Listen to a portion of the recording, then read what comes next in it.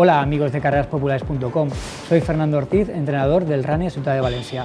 En este vídeo vamos a ver cómo trabajar la fuerza después de una sesión de entrenamiento media. Estos ejercicios recomiendo que se hagan 2 o 3 veces por semana, son ejercicios muy sencillos pero contribuirán a que nuestras piernas estén fuertes y notemos menos cansancio muscular cuando corramos. Ejercicio número 1. 3 series de 15 repeticiones de elevaciones de talón con cada pierna. La rodilla debe estar estirada. De esta manera trabajaremos los gemelos.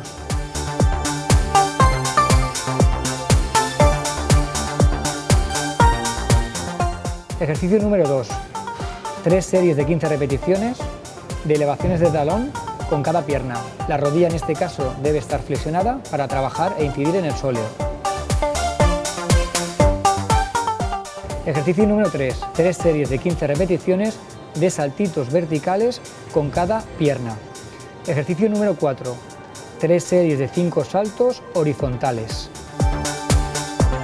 Ejercicio número 5. 3 series de 5 saltos verticales. Ejercicio número 6.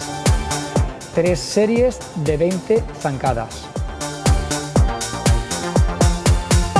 Ejercicio número 7. 3 series de 10 repeticiones de flexoextensión de cadera.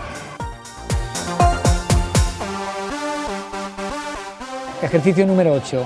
3 series de 10 repeticiones de aductores.